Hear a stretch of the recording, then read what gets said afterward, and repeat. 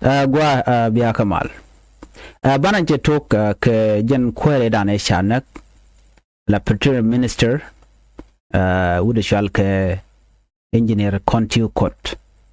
engineer Kontiu Kot ogwaro ajen cha kwanya la minister of petroleum alu de kolar managing director chinete kon kenya mbela message ci jeselo ay kamanan cha gore ji ministry of petroleum akani ci loda ci jada lonka ta danan ci engineer Kontiu Kot ta janna ga jare wi juba ka cengwal bangwan ka paikel ke jelat ronkin daro jandang ro bakel nakaje karok city custom road jan gwadan nakaje nakaje ne derchar atire torbiela ci kondi al video ren ka social media misha circulate ka monday gwami mo torbil dan jel ka je take a plate number dun kume ala government plate number an turbil dan cha barten wuri shalke kotime jen turbil cha bar chikon ente badi wala bar bakel ka jen me chikon gujene wi kon shire mi driver na kamari turbil jabjo jen ramadan cha gulnak jen engineer Koti Ukot Ugaro director general ka charge pipeline affair ka minister petroleum men nega wude me kana kon la dagwa kume keji minister of petroleum kan lat kata danan liwe keje the exactly men nong lia men wanak engineer Koti Ukot kajana wa committed professionals wa service de let it go long gwad dan teten alora mo bari member kata shi ngam gwa tikaja en wudu shalkame o Koti man chanak ando badana nakaje je man cha la yen man dan jen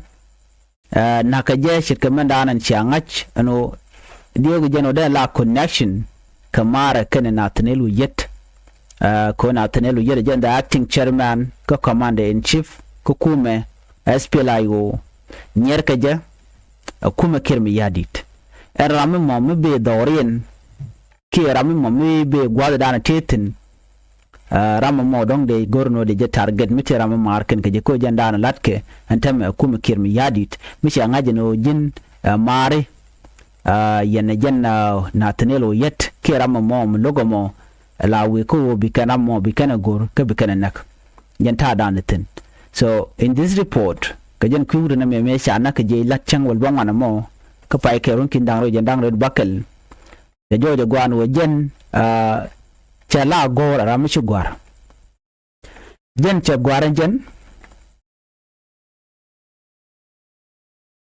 che gwar jen Koti Ukot ka dobe shana gare wiki juba a wachir mi a target kwa target nije a kuma sa Sudan ko Ukot fund the minister of petroleum ka managing director ka pipeline operation jen take a master degree ke engineering alo rami mo mishi twok dol gorka chalet gona kan chagalat kuma ka kirm yadid ba injen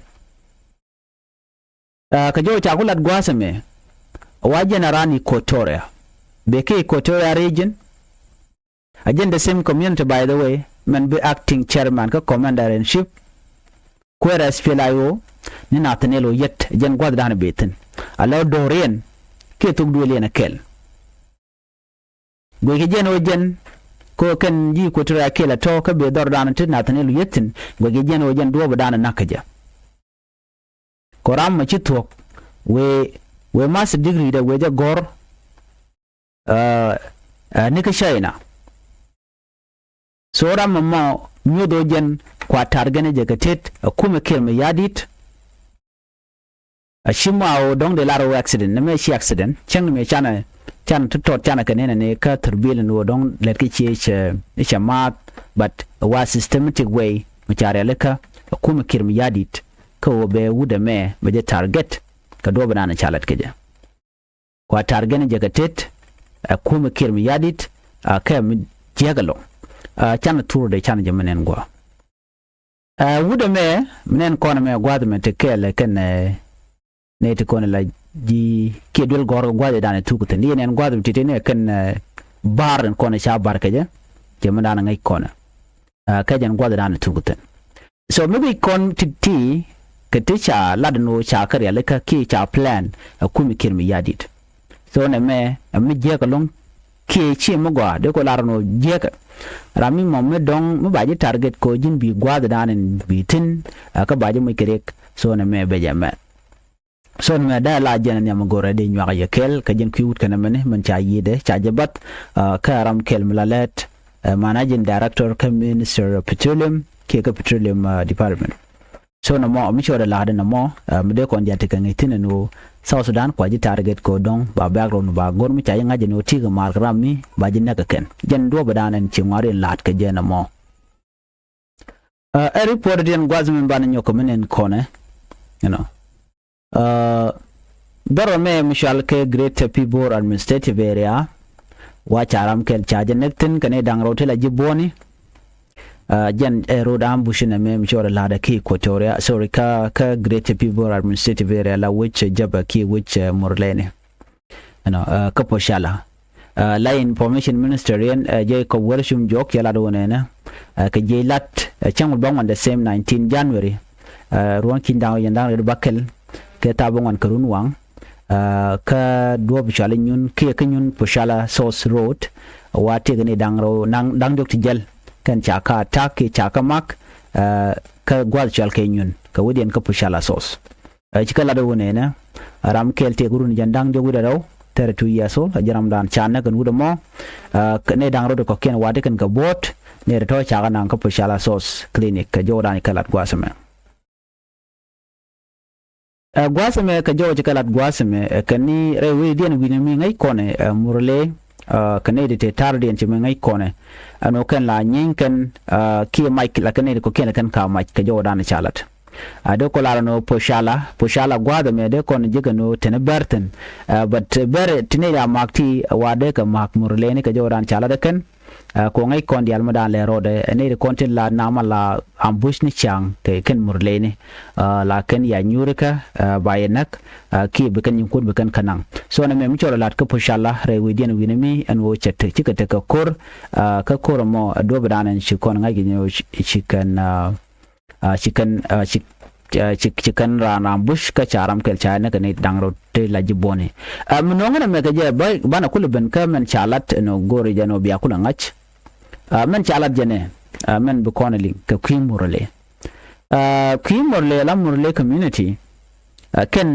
right now wate ka we ko ken de ke influence akir mi yadit ko de kan we kamun lwal adega no de kan ko nyo ko mo kan kama ka jogo mi kwan motin wate ka kor ka ken de ni SSP de aptine ka jo ma chalat gwase me wa chara ya leka ken ko de kan war de kan ka stop in the back ka ta dana shi information je ben ka so a report jene alamurle ngai kona wudu shali yaw jaran information right ja kam information ajaram dana beti dial bekalat ki la da banu won bashir ngai kona kare kon le kan dial in benefit of his community so mi cha jogo no rani kan ne kun bene ken baga jog ba jogo no lada ne me baga kume bi ke jien bi kan wer bi kan ko mak men ma mak na ga jenene kan la jien kan lo bi ka gar bi kan bu kwal kan hok lo la jien kan ka peng medit bi kan na bi kan kula gal you know bikalo na bikan kula jaka janger and wote ko kon mi tok joko mi dan yo bikan panken bikan plan bikan lat bikan na bikan na ka bikalo jok ka ko chin na chin wari kan bila wo woniam so na meni amila roda right now linga na meni kan ne ko la jingon re which ka dor shal ka jongle yene you know chicken dual shi dual ka gwasme la members of parliament chicken chi duolone ka kui counties ne dang jok ka jongle state lat kan no ishi security chala normal nyok and ni kuja dan in la source telere ni kuja dan te gare northern part of the state kan jingon do to tiji bor to gatin ala bor ke tiji is ke du counties ano chikan rach ka chikan assurance kan to ka korga mi shiga je ke senior presidential advisor Coleman Nyangjuk ano ana mo to ga pan ga chang dar an Coleman Nyangjuk shiga dol ga je ka do dan dong de kan SPLA IO de kan ka joy ke je che mangai kone ano plan dien ke lo de ga na de kan ga joje de. That's the plan. Ke statement dan chikan lat gwasum ke jaw dan cha tup jen presidential advisor chikala do ne la county's parliamentary caucus can secure situation katre counties chakam chagwa jenjo nyam chikana lat jane kan reason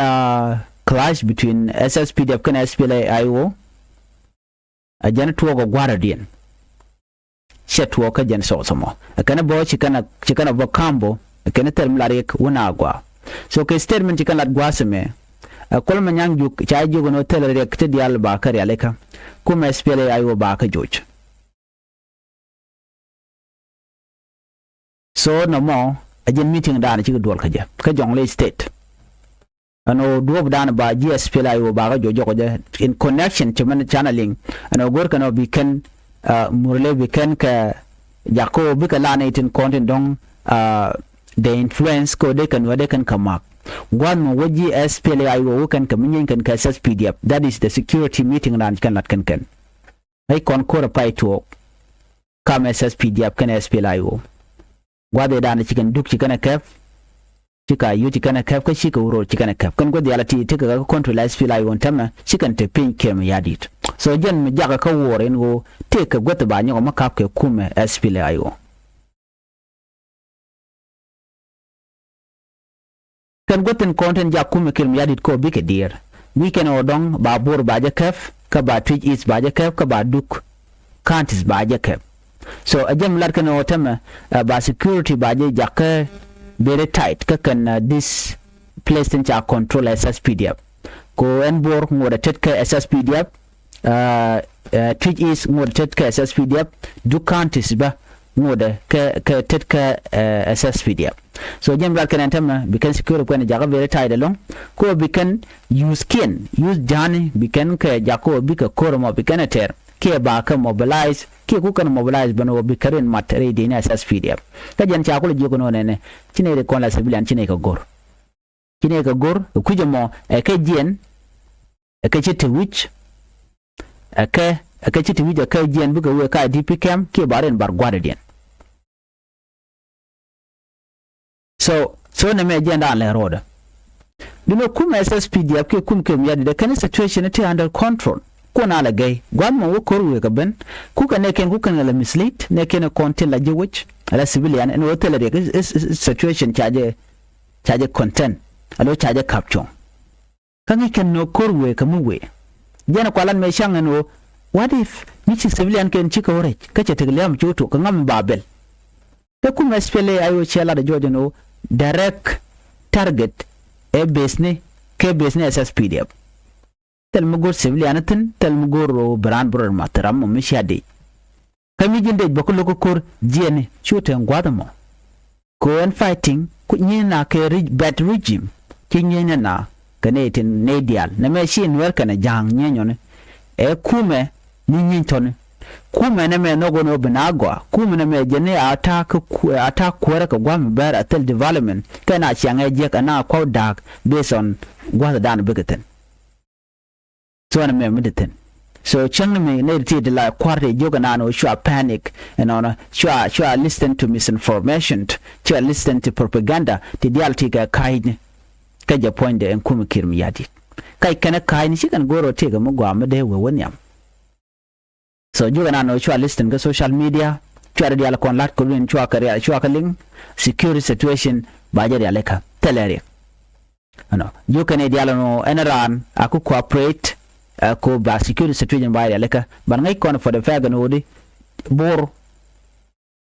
is failing kuma she fail already shang da mi ci ga din di cikana nangan winami shirma nanan shi ga duwalan walle dol dan dol kene ka kui do badan dong they can influence ka je ko de ka support especially the kontila vulnerable people jakane di alko ba ka support ala gor kene ram ci kene jek be ga chon kel ka je tarna mga kelew catch and misleading ne re kontila jang wene jang ci goro bu den rock kami jek milat ke kir meneka ketel muku ka benefit how many years keman sika kentel yuri jekan ka gwan macham ko petroleum ku galewe ka pokka ni ken ngane ko la senior government official luna ke chika na lok ani panken ni ne SSPD abo ken grante ka bodurun jin waji nang gwadran de gori medical ba lo peleji bangano no so how bokula gwade so na me meditin another information dan dong de kon nyom lin kone ajan dola dan en shadul ajan gudu shal kame pol na jan rol dial chaga nang bor everybody cha nang bor ko ba kor ba jakap kum SPLA IO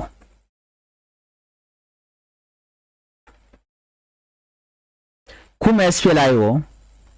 ke ready chirmadan ngai kone all the time they are ready. They know what is coming, and then can do bedan bekana ganga je ngai kan manana tuok ngai kan obajo bo comedy shikaneti dong de larno yen e quick kan manana le rode they know what is coming to them ti dialati e kanete content chalel pol nanga jenam ne dialti nen kon gatini kanere konen cha influencer ken telaro general cha jugo no general kun te terambulu jok wa kormo rudu ndi albugo dot ska frontline ms mi cha kam ke ko gane ti kanere kon ko benefit ka ku mi chiro lot nay kon diale ano bi malbe ben awa go to sacrifice kuma SPLA IO children sacrifice a very long time yang ma char sacrifice and over take the bellas kaline ko bi South Sudan bala win mu kwa jan do badan gu ko ne je tamalada mete reti jen tama chen nong je no be reti jen men force o cha force international community and wa mala deten ko la lingani international community take the whatever take ka international community kene de ko ne de chala Africa Union IGAD tibiti intama tele mulat kana la kukole interfere pan and take a message mulat kana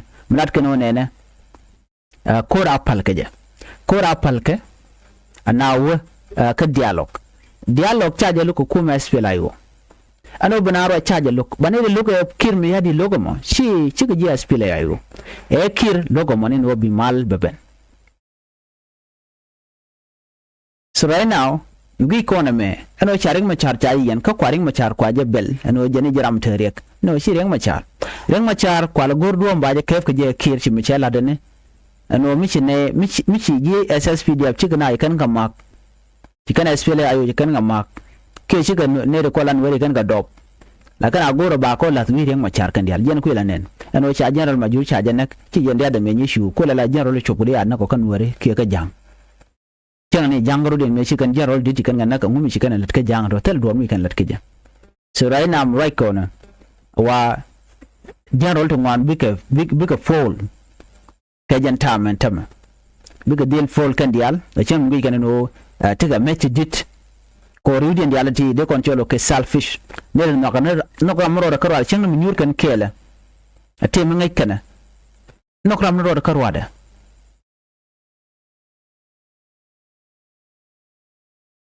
gorken kwan run chanche liu jaral to tego duma you don't care chiga jaro majur chaliu medan ledri ben wudu shalka me ponang chikori ben chanen me chala me nagana kan wore kon me nag medan naga keri ben e ko chi majur chanak ko sibila la wona karen yal sori ben chikan lat ka spinte kon chikan ga deliver chikon ganen ngal telet ken ker ano ken chicken gore jano take malme de berai which ka South Sudan gore kan obigan wel bekan ga joj mi mo chala impossible anta me da ra ken hotel SPLA IO hotel ga de ni shi duniyan cha tok no bina na ko ke jeno be keze dan badil tok dung reng machar chirai nam chire chi SPLA IO kan ko la tame gone di man ba reng machar na baje lun mi mori por ben no yo gwadan be ko chi pal mai dang chawa jen wone ne yo ka kan ji humanitarian te ko de la do yene kor palaje che ko kan ji wan je ko yo no kor gwade pal but chi achar ka ko ba reng machar biaje released katijen dana joga nawo palakor ang share ke kir ga kir garam dana kur dia ku destroyed waye bana jik ka next report